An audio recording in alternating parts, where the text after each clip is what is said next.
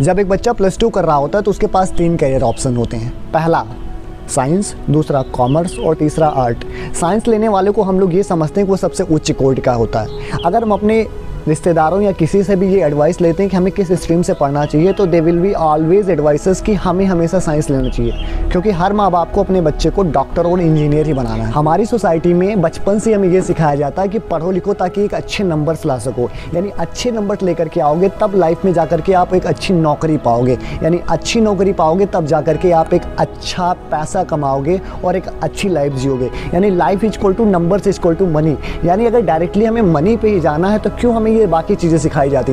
बाकी other sources भी हैं पैसे कमाने के, तो हमें डायरेक्टली वो सिखाया जाए जिससे हम पैसे कमा सकते हैं। बट नहीं, अगर आप पैसे की बात करोगे तो लोग आपसे ये कहेंगे कि आप सबसे गंदे इंसान हो, क्योंकि आप पैसों की बात कर रहे हो। लाइफ का लगभग 30 से 35% हम अच्छे नंबर्स लाने में बिता देते हैं और बाकी का बचा हुआ समय इसको रिकवर करने में बिता देते हैं। यानी पूरी लाइफ हमारा EMI इंस्टॉलमेंट भरने में चला जाता है और अपनी लाइफ में हम कुछ नहीं कर पाते।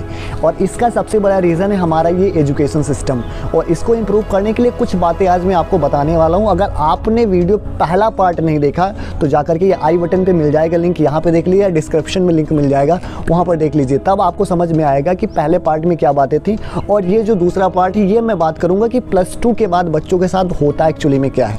जब एक बच्चा +2 कंप्लीट कर लेता है तो उसके पास 2 ऑप्शन होते हैं। पहला मैनेजमेंट की पढ़ाई करना और दूसरा गवर्नमेंट जॉब्स की प्रिपेयरिंग करना, जो कि काफ़ी सारे इंस्टीट्यूट करवाते हैं। पहला जो ऑप्शन है जो बच्चे के लिए मैनेजमेंट की पढ़ाई करना, वो थोड़ा सा टफ पड़ता है, क्योंकि वहाँ का हमारा जो सराउंडिंग एनवायरनमेंट है और जो हमारी लोकेलिटी है वो इस चीज़ को अलाउ नहीं करती, क्योंकि हमारा फाइनेंशियल बैकग्राउंड उतना अच्छा नहीं होता। तो हम प्रिपेयरिंग करना स्टार्ट करते हैं गवर्नमेंट जॉब। काफ़ी लंबा समय हम SSC, UPSC और UPSSC की प्रिपेयरिंग में बिता देते हैं, और बाद में अगर गवर्नमेंट जॉब मिलती है तब ठीक है, नहीं मिलती तो बाद में ये पछतावा होता है कि यार लाइफ में अगर कुछ कर लिया होता तो ये जो बीच का टाइम कंज्यूम हुआ है ये मेरा बच जाता। और इन गवर्नमेंट जॉब्स में जो प्रिपेयरिंग कराई जाती है उसके कुछ सच मैं बताने वाला हूँ, थोड़ा ध्यान से सुनिएगा। अगर किसी को ये बातें बुरी लगती हैं तो मैं पहले ही उसके लिए सॉरी बोल देता हूँ, लेकिन ये जो फैक्ट है, जो सच है, उसके बारे में मैं आज बात करूँगा, क्योंकि सच से रूबरू कराना अब मेरा काम है। मेरे चैनल पर आपको ऐसे ही बातें मिलेंगी जो हमेशा सच होंगी और फैक्ट होंगी। मुझे किसी का डर नहीं है, जो सच होगा उसको मैं हमेशा खोल के सामने रखूँगा आपके। अब गवर्नमेंट जॉब्स में होता क्या है, वहाँ पे ऐसे टीचर्स प्रिपेयरिंग करा रहे हैं, वो लोग आपको सिखाते हैं कि गवर्नमेंट जॉब कैसे करना है, जिनको कभी कोई गवर्नमेंट जॉब नहीं मिली। दूसरी बात, जिन्होंने कभी कोई गवर्नमेंट एग्जाम्स नहीं क्रैक किए, वो सिखाते हैं how to crack the government exams. और अगर आप एक बात बताओ मुझे, जिसने कभी कुछ नहीं किया अपनी लाइफ में, जिसने कभी एक भी एग्जाम्स नहीं क्रैक किया, how to he will teach you कि आप गवर्नमेंट जॉब्स को कैसे गेट कर सकते हो। जब कोई इंसान अपनी ग्रेजुएशन कंप्लीट कर लेता है, देन वो सोचता है कि यार मुझे जॉब करना है, 1-2 साल प्रिपेयरिंग करता है, अगर मिलती तो ठीक है, नहीं मिलती तो ही स्टार्ट टू टीचिंग। वो क्या करता है कि पढ़ाना स्टार्ट कर देता है कि how to you will get a government job, और उसी के साथ साथ वो अपनी प्रिपेयरिंग को स्टार्ट रखता है। उसका माइंड मेकअप ये होता है कि यार मैं पढ़ाऊंगा जिसके कारण मेरा सिलेबस तैयार हो जाएगा और मैं ट्राई करूंगा, और अगर मुझे मिल जाती तो ठीक है, नहीं तो सोर्स ऑफ इनकम तो बन ही जाता। और इससे एक बैकग्राउंड क्रिएट होता है जिससे बच्चे आपसे जुड़ जाते हैं, और स्टूडेंट आपसे अगर जुड़ जाता है तो बाद में धीरे धीरे इसी प्रोसेस को बड़ा कर दिया जाता है। और एक बात मैं और बता दूं आपको कि ये केवल एक जगह की कंडीशन नहीं है। जितनी भी कोचिंग सेंटर्स हैं जो तैयारी करवा रहे हैं, जो गवर्नमेंट जॉब्स की प्रिपेयरिंग करवा रहे हैं, ये हर जगह का सेम सिचुएशन है, हर जगह सेम इसी प्रकार होता है। एक छोटे से एग्जाम्पल के माध्यम से मैं आपको समझाता हूँ, ध्यान दीजिएगा थोड़ा सा। अगर मैं बोलूँ आपसे कि बंदर, हाथी, कुत्ता, शेर, बिल्ली, सबको कह दो कि आपके पास केवल एक ऑप्शन है, आपको पेड़ पे चढ़ना है, तो बंदर को छोड़कर बाकी सारे तो यही सोचेंगे ना कि यार हम तो फर्जी ही, हमारा यहाँ पे आना ही फर्जी हो गया, यानी हम इस दुनिया में किसी काम के ही नहीं हैं। Same thing is happening with us, वही हमारे साथ भी हो रहा है कि हम तो सबको पेड़ पर ही चढ़ा रहे हैं ना। चाहे जिसका भी लड़का हो, हर माँ बाप यही चाहता है कि मेरा बेटा पढ़ लिख कर एक गवर्नमेंट जॉब कर ले। उसको उसके स्किल्स में, उसके इंटरेस्ट में कोई इंटरेस्ट नहीं है, उसको इस चीज़ में इंटरेस्ट है कि वो केवल एक जॉब कर ले। बाकी पता है लोगों को कि जॉब के अलावा और भी कई सारे करियर ऑप्शंस हो सकते हैं, लोग और कई बड़े सारे फील्ड्स में अपना करियर बना सकते हैं, लेकिन नहीं, अगर आप ट्राई भी करते हो तो लोग, वहाँ का एनवायरनमेंट आपको कभी ट्राई करने के लिए अलाउ करता ही नहीं है। तो same thing is happening with all of us, हम सब के साथ ये हो रहा है, और हमारे पास दूसरा ऑप्शन भी नहीं, इसलिए हम कुछ कर भी नहीं सकते, हमें मजबूरन ये सारी चीज़ें फॉलो करना पड़ता है। इनके चक्कर में हम अपने करियर्स को, अपने गोल्स को, अपने सपनों को लात मार देते हैं दूसरों के सपनों को पूरा करने के लिए। दूसरा ऑप्शन ना होने के कारण अगर मैं आपसे एक बात पूछूं कि अगर किसी से आप ये पूछो कि भाई आप गवर्नमेंट जॉब की ही प्रिपेयरिंग क्यों कर रहे हो, तो वो केवल आपको दो आंसर्स देगा। पहला कि गवर्नमेंट जॉब सिक्योर है, यानी कि अगर काम आप नहीं करते हैं फिर भी आपको पैसे मिलते हैं, यानी आपको निकालने का झंझट नहीं है। और दूसरा कि यहाँ पर सैलरी फिक्स होती है, यानी एनवायरनमेंट का कोई प्रभाव नहीं पड़ता। यानी अगर आप बिजनेस कर रहे हो तो इस पर मौसम का प्रभाव पड़ता है कि अगर मौसम ख़राब हो जाता है तो जिससे आपकी सेल्स कम हो जाती है, और सेल्स कम हो जाने के कारण आपका जो अर्निंग ग्राफ है, जो रेवेन्यू ग्राफ है, वो नीचे गिर जाता है। लेकिन अगर आप गवर्नमेंट एम्प्लॉय हो तो इसका कोई प्रभाव नहीं पड़ता कि आपका चाहे मौसम अच्छा है या ख़राब है, लेकिन आपको पे आउट फिक्स, यानी हर 30 तारीख को आपके अकाउंट में पैसे आ ही जाने हैं।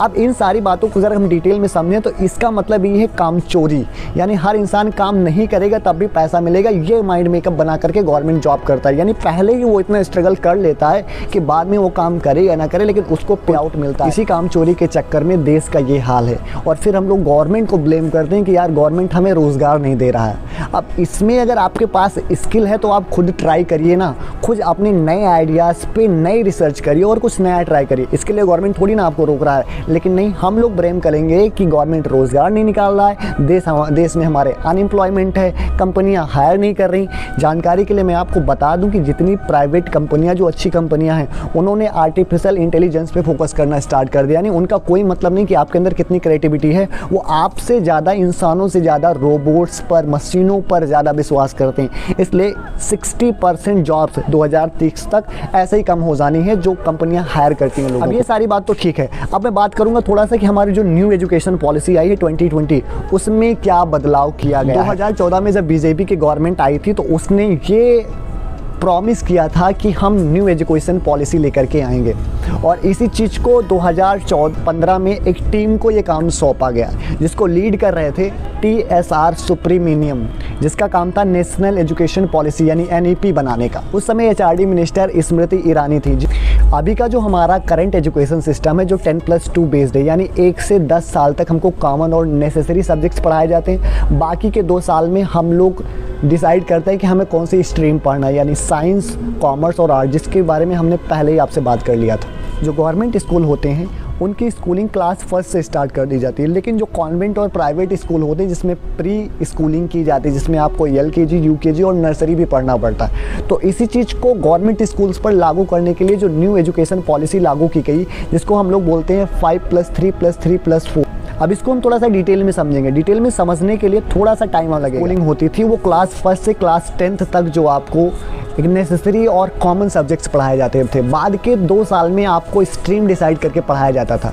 लेकिन अभी जो 5+3+3+4 का सिस्टम है, इसका अगर इसको हम लोग काउंट करें तो ये टोटल 15 साल हो जाते हैं, यानी 3 साल इसमें और बढ़ जाते हैं। तो इन 3 साल को बढ़ने का अगर मतलब हम समझें तो इसको डिटेल में समझने के लिए ये जो पहले के जो प्राइवेट और कॉन्वेंट स्कूल आपसे 3 साल प्री एजुकेशन करवाते थे, उसी चीज़ को अब गवर्नमेंट स्कूल्स में लागू किया जा रहा है। According to fundamental rights and education, हमें 6 साल से 14 साल तक हर किसी को फ्री और कंपलसरी एजुकेशन देना चाहिए। ये हमारा फंडामेंटल राइट्स है, लेकिन ये ऐसा कुछ नहीं हो रहा है। इस एजुकेशन का जो पैसा है इसको खुद गवर्नमेंट एम्प्लॉयज़ खा जाते हैं। अब इसका क्या रूल है, ध्यान से समझिएगा थोड़ा सा। जो प्री स्कूलिंग के लिए जो पैसे मिलते हैं, जो फाइनेंशियल एक्सपोज करने के लिए हमें जो फाइनेंशियल सपोर्ट मिलती है गवर्नमेंट की तरफ से, वो हम उन अनएजुकेटेड लोगों तक नहीं पहुँचा पाते जो असली में उसके हकदार हैं।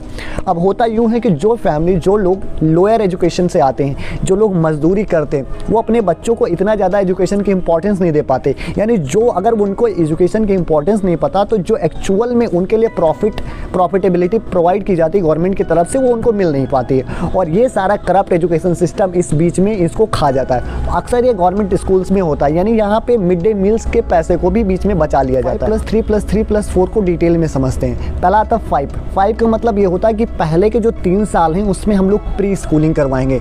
प्री स्कूलिंग का मतलब ये हो गया कि खेल कूद के साथ में थोड़ी सी कॉमन एक्टिविटी सिखाई जाएगी, और जो फर्स्ट और सेकंड है वो भी इसी के साथ कंप्लीट किया जाएगा। यानी इसमें आपको अपने लोकल लैंग्वेज में फंडामेंटल राइट्स और कुछ ज़रूरी चीज़ें सिखाई जाएंगी। फिर आता है स्टेज 2, जिसको हम लोग 3 बोलते हैं, यानी 5 सेकंड के बाद में 3 इसमें ऐड करोगे तो आप 2+3 यानी 5 हो जाता है। यानी 3rd, 4th और 5th इस क्लास में आपको आपके लोकल लैंग्वेज में आपके फंडामेंटल राइट्स और खेल कूद, यानी इसके साथ में कुछ कॉमन एक्टिविटीज सिखाई जाएंगी जो हमें क्रिएटिव थिंकिंग बनाने में मदद करेंगी। जो 3 है जिसमें हम लोग 6 to 8 पढ़ाएंगे, इसमें आपके बच्चे को लोकल लैंग्वेज में कोडिंग्स वगैरह और कोडिंग के साथ में कुछ क्रिएटिव थिंकिंग के एक्सपोजर और कुछ फिजिकल एक्टिविटीज़ सिखाई जाएंगी। यानी इससे ये इफेक्ट पड़ेगा कि बच्चे की जो थोड़ी सी क्रिएटिव थिंकिंग है वो थोड़ा एक्सपोज होगी, जिसके कारण खुल करके अपने आप को प्रेजेंट कर पाएगा। यानी क्लास 9 से क्लास 12 तक बच्चों को प्रॉब्लम सॉल्विंग एक्टिविटीज़ करवाई जाएंगी और इसमें जो आपके पास में स्ट्रीम वाइज हम पढ़ते थे यानी साइंस, कॉमर्स और आर्ट, इसका सिस्टम ख़त्म किया दिया जाएगा।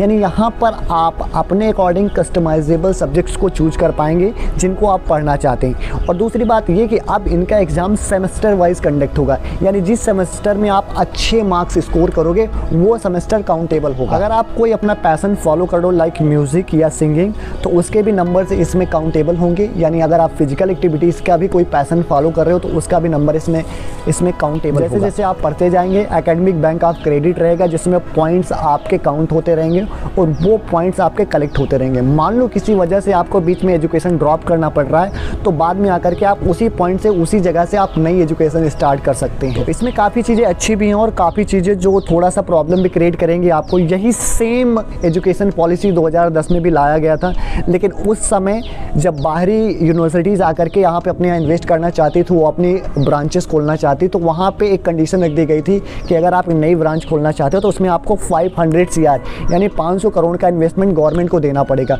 तो इसके कारण ये लागू नहीं हो पाया था, लेकिन अभी ये पूर्णतया लागू होने जा रहा है। जानकारी के लिए एक बात और बता दें कि इसमें से एमफिल को हटा दिया गया है, यानी कि अब जो आपकी ग्रेजुएशन और पोस्ट ग्रेजुएशन और डिप्लोमा होगा वो भी लास्ट के यही 3 साल में कंप्लीट हो जाएगा। यानी यहाँ से अब थोड़ा सा लगता है कि कुछ परिवर्तन किया गया है, और अगर ऐसा होता है तो थोड़ा सा ये चेंज होगा। It's not a major change, बस ये थोड़ा सा चेंज होगा हमारे एजुकेशन पॉलिसी में। तो ठीक है, वीडियो कैसी लगी लाइक और कमेंट करके ज़रूर बताइएगा। बाकी और सेक्शन पे और ज़्यादा वीडियोज़ आपको मिलती रहेंगी। We will try to give you a best quality of content. इसके लिए चैनल को सब्सक्राइब कर लीजिए। मिलते हैं नेक्स्ट वीडियो में।